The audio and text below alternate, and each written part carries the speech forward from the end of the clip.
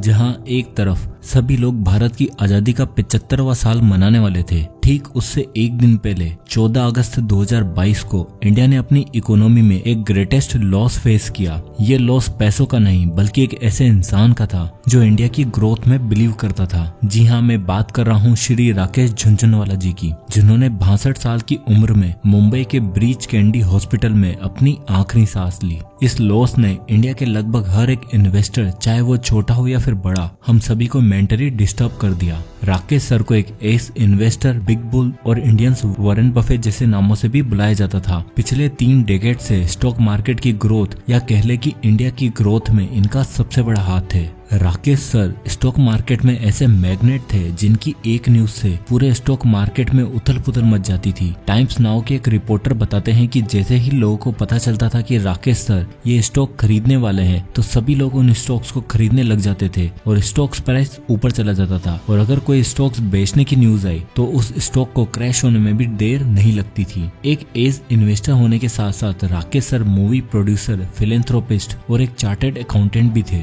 वो इंडिया के young investors के लिए एक बहुत ही बड़ी इंस्पिरेशन थे। मुझे आज भी याद है जब फर्स्ट टाइम मैंने स्टॉक मार्केट के बारे में सुना था, तो हर वीडियो, हर ब्लॉग में Rakesh Jhunjhunwala India's big bull, biggest investor लिखा होता था। राकेश सर का विजन इंडिया की इकोनॉमी को एक ऐसे पोजीशन पर लाकर जाना था जहां पर world leaders like America, China जैसी कंट्री थ्राइव कर रही थी। पर राकेश झुनझुनवाला में ऐसा क्या था जिसकी वजह से उन्हें इंडिया में इतनी वैल्यू मिलती थी? उनकी ऐसी कौन सी क्वालिटीज और सक्सेस स्टोरीज थी जिन्होंने हमारे prime minister mister Narendra Modi ji को भी इंस्पायर कर दिया? तो दोस्तों, इन्हीं सवालों का जवाब लेकर और मिस्टर झुनझुनवाला सर को ट्रिब्यूट करते हुए हम आपके लिए आज की ये वीडियो लाए हैं, जिसमें आपको जानने को मिलेगा कि अपनी पूरी लाइफ में राकेश सर ने ऐसे कौन कौन से डिसीजन लिए जिनकी वजह से वो 45,000 करोड़ के फॉर्चून को बिल्ड कर पाए। और उनकी लाइफ की कुछ ऐसी अनकही इंटरेस्टिंग स्टोरीज हैं जो सिर्फ आपको एक अच्छा इन्वेस्टर ही नहीं बल्कि एक अच्छा इंसान भी बनने में मदद करेगी। तो अब देखते हैं द स्टोरी यू नो। अपने एक इंटरव्यू के दौरान राकेश सर ने कहा था, मैं हूँ तो एक सीनियर ऑफिसर का बेटा पर एक मारवाड़ी अग्रवाल हूँ। राकेश सर का जन्म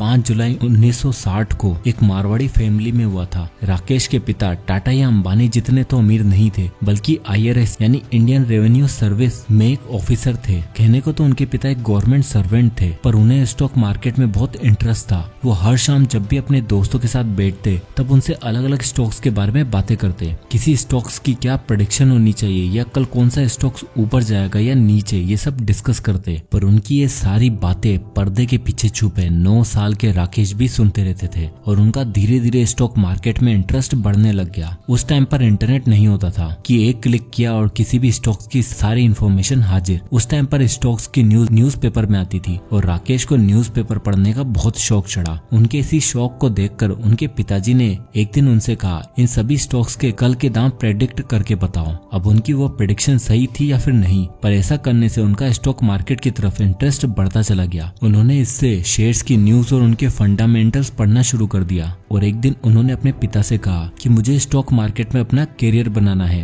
राकेश बताते हैं कि उनके पिता बहुत ही सपोर्टिव एंड ओपन माइंडेड थे, पर उस समय उन्होंने राकेश को स्टॉक मार्केट में करियर परस्यू करने से पहले एक प्रोफेशनल डिग्री लेने की सलाह दी और साथ ही बिल्कुल मना कर दिया कि इस बीच में तुम ट्रेडिंग नहीं करोगे और फ्यूचर में अगर तुम ट्रेडिंग करना भी चाहते हो तो हम तुम्हें एक पैसा नहीं देंगे। तुम्हें जो सीखना होगा खुद ही सीखना पड़ेगा और न ही तुम अपने किसी दोस्त या रिलेटिव से कभी पैसे लोगे। तो अपनी CA की पढ़ाई कंप्लीट करने के बाद राकेश ने फाइनली डिसाइड किया कि वो दलाल स्ट्रीट में काम करेंगे। मुंबई में उनके पिताजी का एक घर था तो उन्हें रहने की कोई खासी दिक्कत नहीं हुई, पर उनके सामने असली दिक्कत तो ये थी कि उनकी जेब में सिर्फ थे 5,000 रुपए और इन्वेस्टिंग करने के लिए एक भी क्लाइंट नहीं था। ऐसे में राकेश सर ने अपनी भाई की मदद ली और उनके भाई ने अपने कुछ क्लाइंट्स को राकेश को कनेक्ट करवाया। राकेश ने डबल रिटर्न देने का वादा किया तो उनमें से एक लेडी क्लाइंट ने राकेश को 2.5 लाख रुपए दिए और दूसरे ने 10 लाख रुपए। और इन पैसों से राकेश सर ने टाटा टी के 5,000 शेयर्स, जिनकी वैल्यू उस समय 43 रुपीज चल रही थी, उन्हें खरीदा और देखते ही देखते 3 से 4 महीने के अंदर ही अंदर उस स्टॉक्स का प्राइस 43 रुपए से 143 रुपए तक चला गया।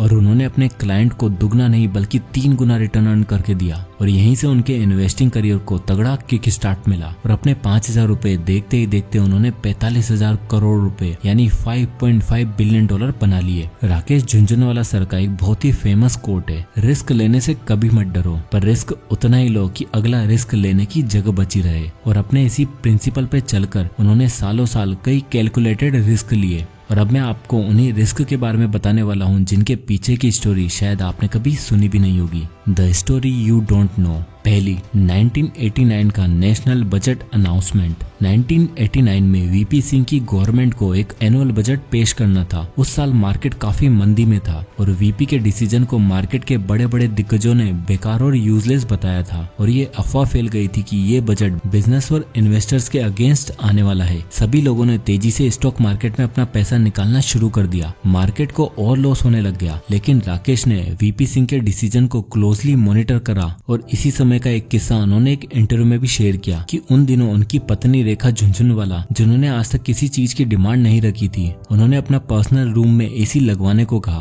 राकेश बताते हैं कि बजट का दिन था, मेरे पास कुछ 3 करोड़ रुपए थे। मैंने अपनी वाइफ को कहा कि बस 2 दिन और इंतजार कर लो और ऐसा कर बजट आने से पहले उन्होंने ये सारा पैसा मार्केट में लगा दिया। और जैसे ही बजट आया तो लोगों ने देखा कि ये बजट तो बिजनेस और इन्वेस्टर के फेवर में ही है और सभी ने फिर से इन्वेस्ट करना शुरू कर दिया। और जैसे जैसे बजट आता गया उनके वो 3 करोड़ रुपए की वैल्यू 20 करोड़ रुपए हो गई, यानी 6 गुना। और वो रात को घर आए और अपनी वाइफ से बोला अपना एसी आ गया। राकेश सर का ये डिसीजन इसलिए सही हुआ क्योंकि उन्हें अच्छे से पता था कि वीपी सिंह जो खुद एक फाइनेंशियल बैकग्राउंड रखते हैं, साथ ही साथ भारत के फाइनेंस मिनिस्टर भी रह चुके थे, वो हमेशा बिजनेसेस और इन्वेस्टर के फेवर में ही बजट पास करेंगे। और उनकी ये प्रेडिक्शन सही रही, जिससे वो एक दिन में 20 करोड़ रुपए बना पाए। Story number 2, 1992 Harshad Mehta scam. Rakesh Jhunjhunwala sir high risk लेने के लिए जाने जाते थे और ज्यादातर समय उनके ये सारे रिस्क सही भी रहे और ऐसे ही उन्होंने अपनी लाइफ का सबसे बड़ा रिस्क लिया 1992 में हर्षद मेहता स्कैम के दौरान। वो बताते हैं कि मैं स्टॉक मार्केट में तब से इन्वेस्ट कर रहा हूँ जब सेंसेक्स 150 पॉइंट पर था और उन दिनों स्टॉक मार्केट काफी ज्यादा बूम पर था और उसमें सबसे बड़ा हाथ था हर्षद मेहता का। राधा किशन दमानी जी, जिनको राकेश अपना गुरु मानते थे, उन्होंने राकेश को सलाह दी कि मार्केट बड़ी तेजी से ऊपर की तरफ जा रहा है, लोग इन्वेस्ट ज्यादा कर रहे हैं और डाइल्यूट कम, जरूर कोई ना कोई स्कैम है, तो तुम एक काम करो, तुम अपनी इन्वेस्टमेंट को शॉर्ट सेल कर लो। शॉर्ट सेलिंग मार्केट की एक बहुत ही अमेजिंग टर्म है जहाँ पर मार्केट के अप जाने पर नहीं बल्कि डाउन जाने पर इन्वेस्ट करा जाता है। तो जैसे कि राधा किशन दमानी जी ने सजेस्ट किया था, हुआ बिल्कुल वैसा ही। जब ये स्कैम पकड़ा गया तो इंडिया का स्टॉक मार्केट बुरी तरह कोलैप्स कर गया। मार्केट 40% से डाउन हो गया और अराउंड 900 करोड़ रुपए मार्केट से वाइप आउट हो गए। और राकेश ने इसी प्रेडिक्शन से अपनी पोजीशन को शॉर्ट सेल करते हुए काफी पैसा कमाया। और यही वो टाइम था जब वो बियर गैंग को छोड़कर इंडिया के बिग बुल बन गए। और साथ ही उन्होंने ये भी प्रेडिक्ट किया था कि अभी जो सेंसेक्स 2500 पॉइंट पर है वो फ्यूचर में 50,000 पॉइंट भी टच करेगा। और उनकी ये प्रेडिक्शन सही भी निकली क्योंकि शुरू से ही उन्हें इंडिया की ग्रोथ और उसके बिजनेस में काफी पोटेंशियल दिखता था। और उनको देखकर हम जैसे लाखों लोगों ने स्टॉक मार्केट की नॉलेज लेना सीखा और शायद ही इंडिया में उनके जैसा कोई दूसरा बिग बुल हो। Story number 3, the Titan investor. Rakesh sir ने अपनी लाइफ में जो सबसे अमेजिंग बेट खेली वो थी टाइटन स्टॉक में इन्वेस्टमेंट। उन दिनों टाइटन नया मार्केट में आया था और उसका प्राइस कुछ 3 से 4 रुपए चल रहा था। राकेश सर ने बहुत स्टडी और कंपनी की डिटेल्स चेक करने के बाद टाइटन के स्टॉक्स में इन्वेस्ट किया। उन्होंने इतना हेविली इन्वेस्ट किया कि सभी लोगों ने उन्हें कहा ये एक बहुत ही फेल मूव साबित हो सकती है और किसी भी पेनी स्टॉक्स में इतना ज्यादा पैसा लगाना ठीक नहीं है। पर राकेश सर ने इसी स्टॉक को पेनी नहीं बल्कि मल्टी बैगर स्टॉक समझा और उसके फ्यूचर विजन पर बेट करते हुए कंपनी के 4.4 करोड़ स्टॉक्स खरीद लिए। और हुआ ये कि ओवर द पीरियड टाइटन के स्टॉक्स प्राइस बढ़ता चला गया और जब राकेश सर ने टाइटन में इन्वेस्ट किया था तब उसकी वैल्यू 200-300 करोड़ रुपए की थी और आज इस कंपनी की वैल्यू 22 लाख करोड़ रुपए है। और रिसेंटली जब टाइटन ने अपना ऑल टाइम हाई टच किया था तब राकेश सर को एक दिन में 900 करोड़ का प्रॉफिट हुआ। और इसके बाद उनकी लाइफ में एक और इंटरेस्टिंग और अमेजिंग किस्सा हुआ, वो था meeting with the prime minister. तो story number 4, meeting with the PM Modi ji. तो हाल ही में राकेश सर ने अक्सा एयरलाइंस की शुरुआत करी और एविएशन सेक्टर में कदम रखा और अपने ड्रीम्स की लिस्ट को अचीव करने के लिए एक और स्टेप लिया। अक्सा एयरलाइंस को हाल ही में अक्टूबर में इंडियन गवर्नमेंट ने मंजूरी दी। उससे कुछ दिन पहले ही राकेश सर अपनी वाइफ रेखा झुनझुनवाला के साथ पीएम मोदी जी से मिले। मोदी जी से उस मीटिंग के दौरान राकेश सर ने इंडियन स्टॉक मार्केट और फाइनेंस के बारे में काफी चर्चा की। पीएम से इस मीटिंग के दौरान राकेश सर ने एक बात कही, इंडिया का टाइम आ गया है, यानी इंडिया को $5 ट्रिलियन की इकोनॉमी बनाने का टाइम आ चुका है। अब हम देखेंगे राकेश झुनझुनवाला सर के कुछ इन्वेस्टिंग के लेसन। तो आता है lesson number 1, analyse the company thoroughly. Rakesh sir कहते हैं कि आपको कंपनी को थोरोली एनालाइज करना होता है, वो भी इन डेप्थ, यानी सिर्फ कंपनी के स्टॉक्स नहीं बल्कि उसके मैनेजमेंट और ओनर्स को देखकर डिसीजन लेना चाहिए। Lesson number 2, the market is supreme.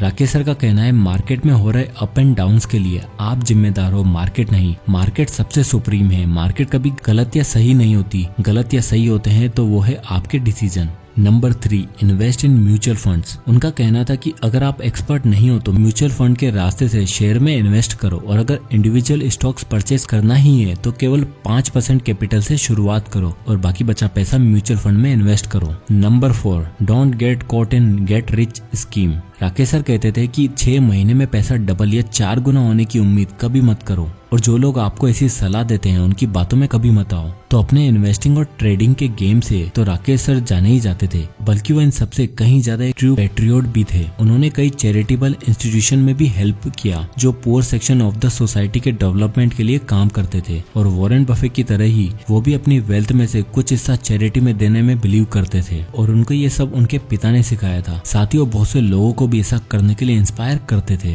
Rakesh sir को इन्वेस्टिंग के साथ साथ आर्ट, कल्चर और म्यूजिक का भी बहुत शौक था। हाल ही में उनकी व्हीलचेयर पर डांस करते हुए इसी बात का सबूत देती है कि वो एक हम्बल, सुपर इंटेलिजेंट और एक लविंग पर्सनालिटी थे जो इंडिया को एक अलग लेवल पर लेकर जा सकते थे। और इंडियन इन्वेस्टिंग के फ्यूचर में अब शायद ही ऐसा जेम हमें देखने को मिलेगा। तो एट द एंड में इतना ही कहूंगा, wherever he is at a better place. और हम सभी का फर्ज बनता है कि उनके रूल्स और प्रिंसिपल को फॉलो करके इंडिया को सच में एक ड्रीम कंट्री बनाना। जय हिंद।